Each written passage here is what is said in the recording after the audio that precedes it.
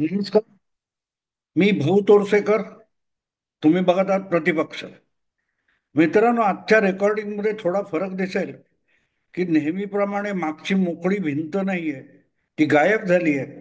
मी नेहमीच्याच जागी बसलोय. पण ही काहीतरी नवीन सॉफ्टवेअरचा प्रकार आमच्या सहकार्याने त्याच्यात घातलाय. त्यामुळे मी बसलोय तेवढा फक्त मी दिसतोय आणि पार्श्वभूमी अख्खी बदलून टाकलेली आहे.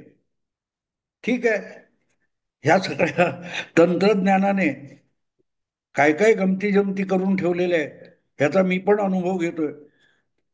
पहिल्यांदा लोकांना असं वाटेल की थोडे दिन बाहेर वगैरे, तसं नाही. मी आहे तिथेच नेमक्या जागी बसून हा व्हिडिओ रेकॉर्ड करतोय.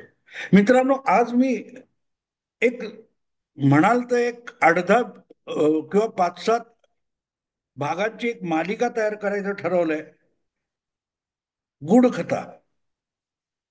गूढकथा हा विषय मला आठवतो, जेव्हा 5 वर्षापूर्वी मी युट्यूब चॅनल पहिल्यांदा सुरू केला होता आणि त्यानंतर लडाखच्या गलवान खोऱ्यामध्ये बरीच गडबड झाली होती. आणि मग नेहमीप्रमाणे मोदींनी देश कसा बुडवला वगैरे वगैरे हलकल्लोळ सुरू झाला होता.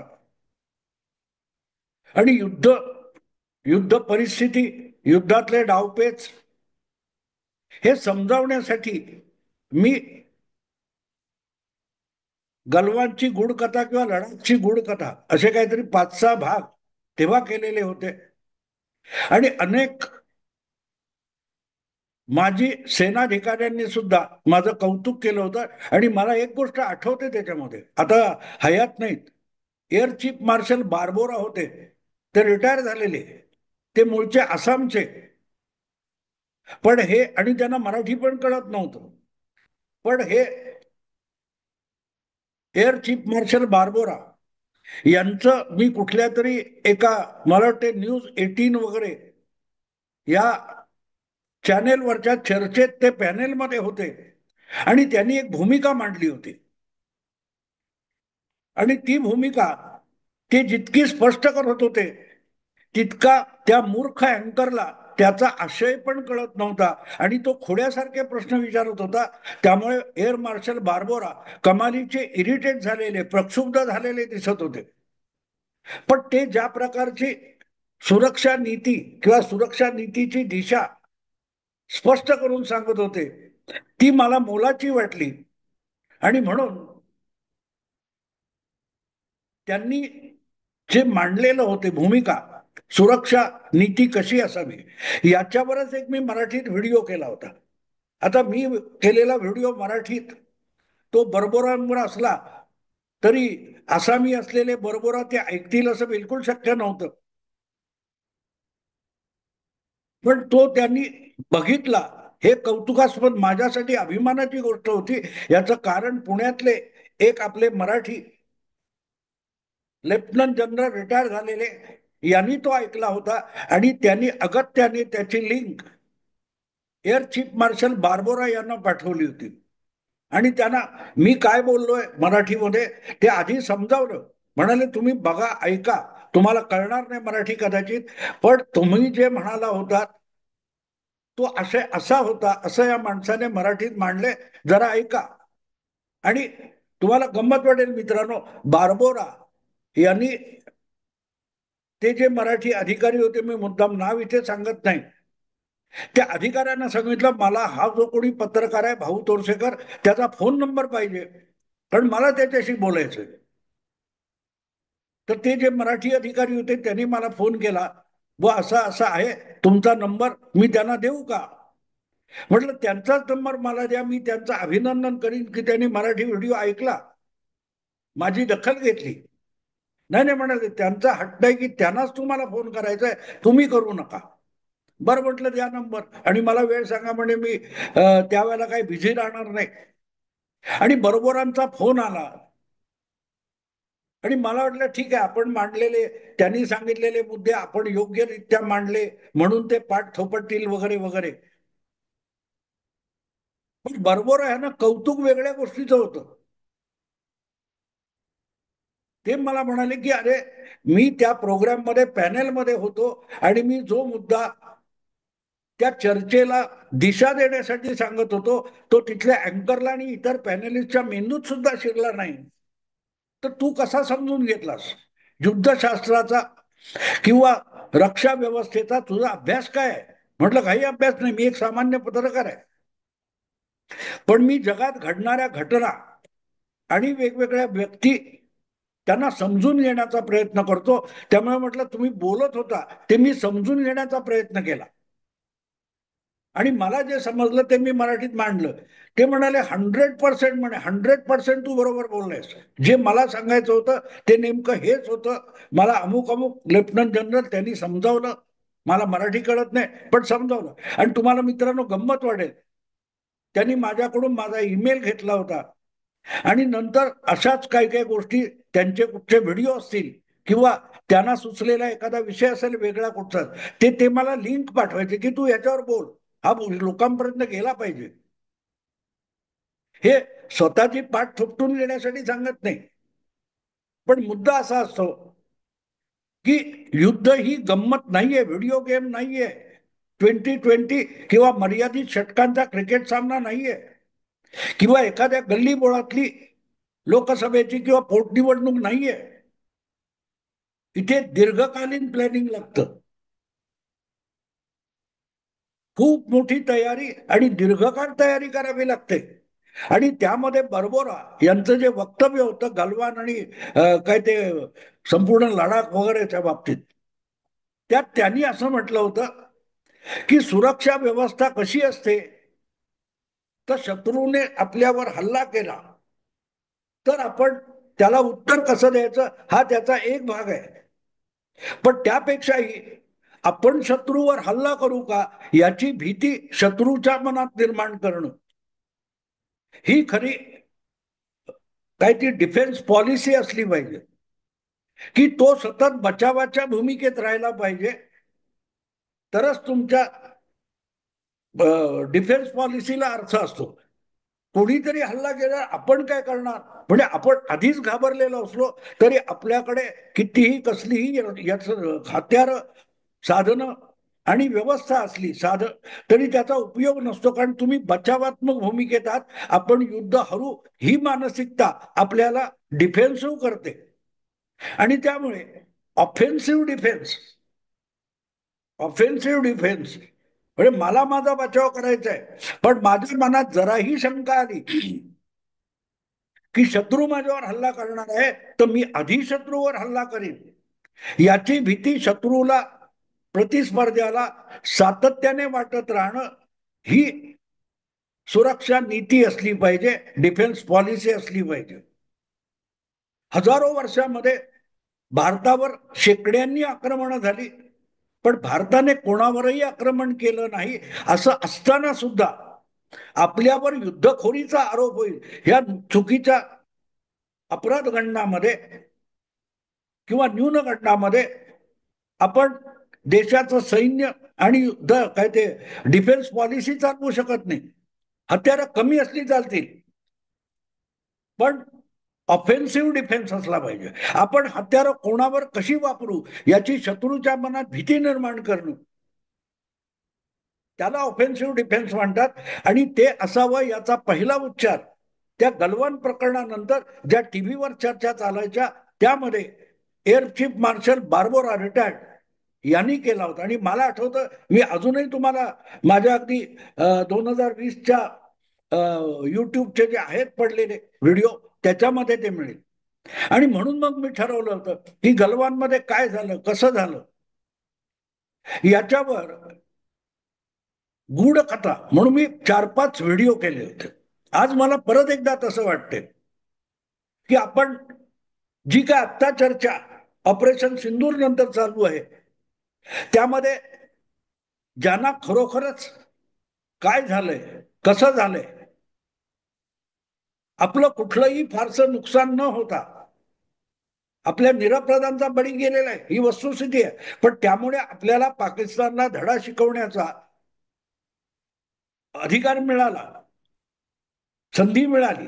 पण ती संधी मिळाल्यानंतर ज्या प्रकारचं ऑपरेशन सिंदूर झालेलं आहे ते बारकाईने बघितलं तर एअर चीफ मार्शल बार्बोरा यांनी जी भूमिका सांगितली होती ऑफेन्सिव्ह डिफेन्स, आज 10 मे पासून जवळजवळ मी बोलतोय तेव्हा 6 दिवस होऊन गेलेले, आणि पाकिस्तान मधली नाही तर जगभरच्या या वर्षीच्या या विषयाच्या चर्चा आहे त्या आपण समजायला गेलो तर असं दिसतं की सगळं जग आज भारताच्या शस्त्र सामर्थ्याला आणि लढण्याच्या सामर्थ्याला भयभीत झालेलं आहे, घाबरलेले घाबरलेले.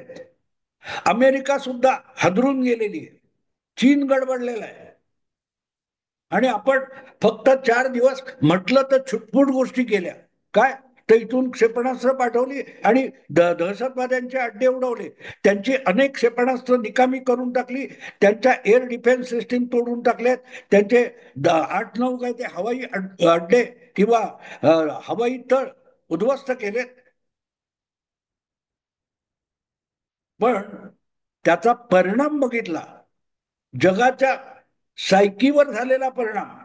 जगातले जे जे कोणी शक्तिशाली देश मानले जातात, बाहुबली देश मानले जातात, त्यांच्या मनामध्ये ह्या गेल्या 4 दिवसाच्या चकमकी ज्याला म्हणता येतील अशा प्रतिहल्ल्याने जी दहशत निर्माण केलेली आहे,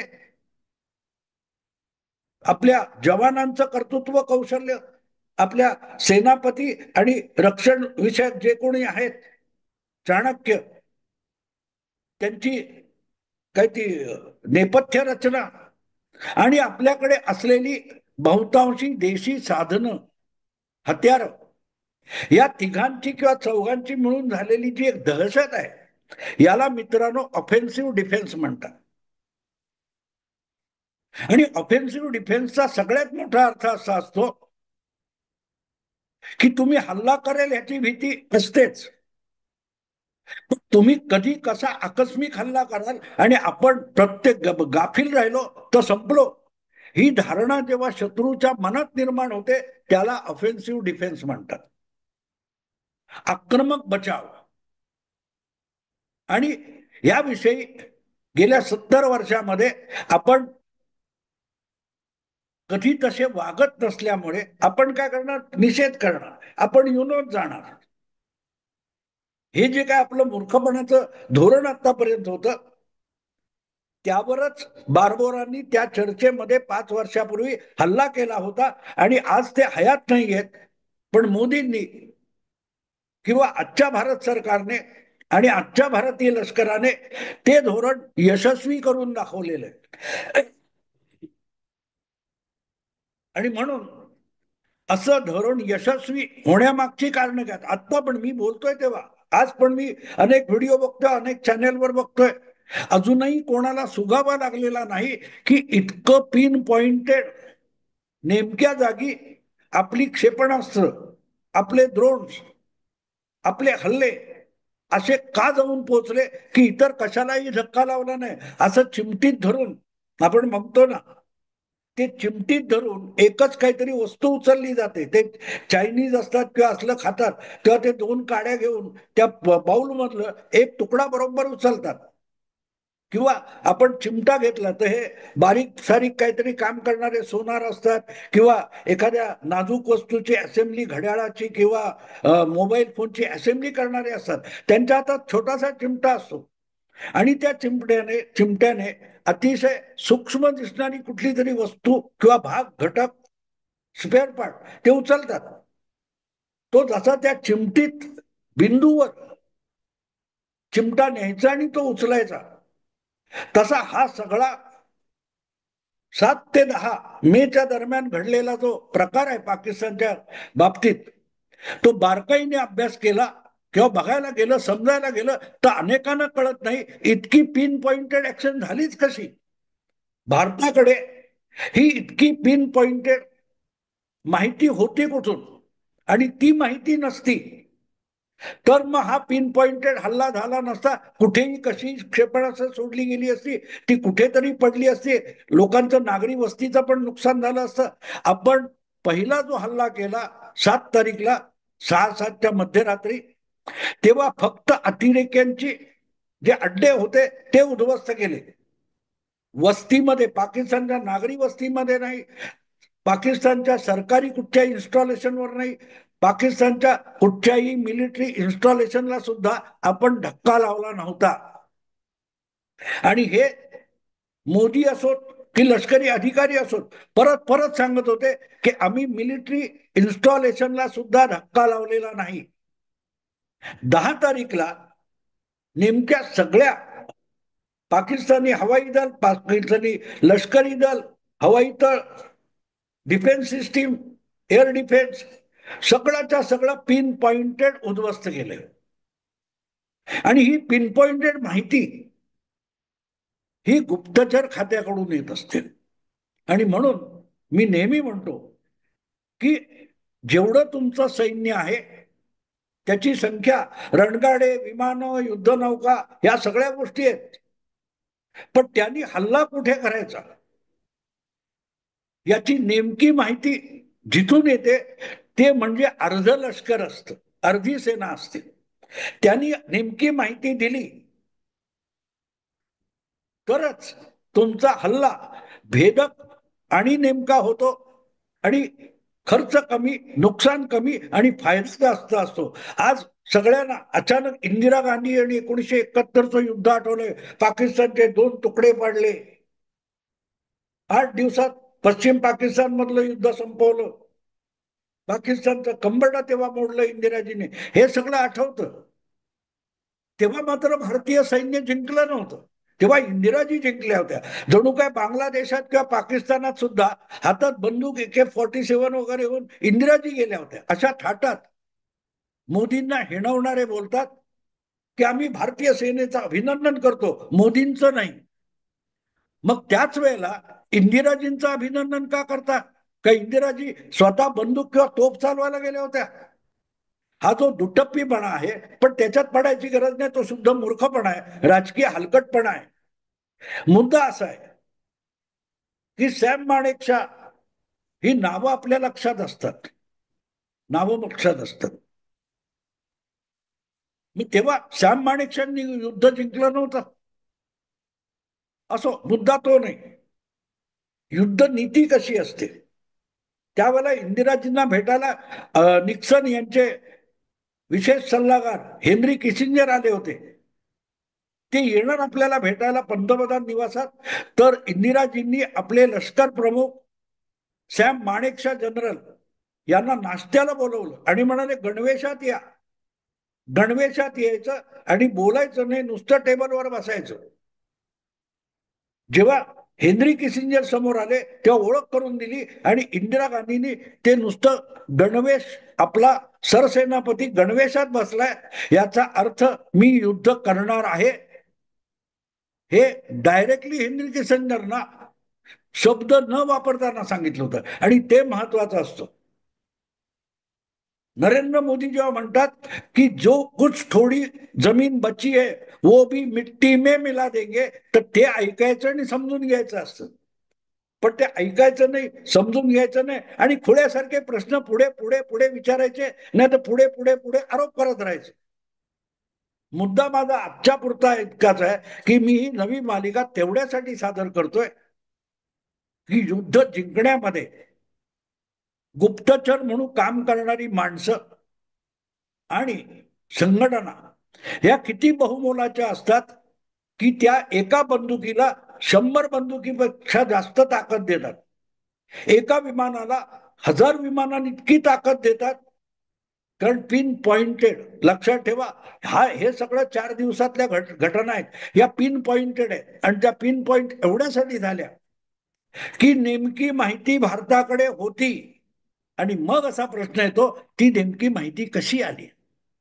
अगदी 1971च्या बांगलादेश, पाकिस्तान याचं इंदिराजींचं कौतुक करणारे आहेत ना, त्यांनी पण विसरू नये, त्या युद्धात सुद्धा आपल्याकडे आजच्या इतकी सोफिस्टिकेटेड साधनं, हत्यारं नव्हती, पण ती त्रुटी भरून काढणारं नव्हे त्याच्यापेक्षाही अधिक ताकद देणारं अशी गोपनीय माहिती भारताला, भारतीय रणनीतिकारांना आणि सैनिकांना, सैन्याला नेमकी माहिती देणारी व्यवस्था होती. 1971चं युद्ध सैनिकांनी जिंकलंय खरंय, पण त्याच्या मागे एक महत्वाची यंत्रणा, रॉ आयबी कसं काम करत होते हे या गूढ कथेच्या दुसऱ्या भागात मी तुम्हाला सांगेन. आणि ते सांगितलं आणि ते समजलं. 8 दिवसात काय युद्ध संपू शकलं, कारण पिन पॉइंटेड होतं. आज त्याच्यापेक्षाही आपण पुढे झेप घेतले, पण पहिल्यांदा हे सगळं कसं चालतं हे चक्रावून जाल, तुम्ही चक्रावून जाल. हे व्हिडिओ गेम नाहीये किंवा डिबेटचा विषय नाहीये. शेकडो शेकडो हजारो हजारो गुप्तचर जीव धोक्यात घालून शत्रू देशातून गुप्त माहिती मिळवत असतात. मी तुम्हाला आज घडीला सांगू शकतो, ते फुशारक्या मारणारे पाकिस्तानमध्ये बसलेले राज्यकर्ते आहेत आणि सेनाधिकारी आहेत, त्यांना सुद्धा माहिती नाही की त्यांच्या इर्द गिर्द भारताचे किंवा पाकिस्तानच्या दुश्मनांचे किती गुप्तचर आसपास वावरत आहेत हे त्यांना माहिती नाही. उगाच अझर मसूदच्या कुटुंबातले 14 माणसं फक्त एका द्रोण किंवा क्षेपणास्त्राने उगाच मारली गेलेली नाही. कोण कुठे आहे आज सुद्धा, सईद हाफिज कुठे आहे आणि आणखीन कोण, सलाउद्दीन कुठे, हे सगळं माहिती आहे. योग्य वेळ येईल तेव्हा त्यांच्यावर सुद्धा नेमका नेम साधला जाईल. मित्रांनो, दुसऱ्या भागात भेटू. गूढ कथा ऐकायला विसरू नका. आत्ता इथेच थांबतो. आवडलं लाईक करा, शेअर करा आणि प्रतिपक्षाला सबस्क्राईब करा. नमस्कार.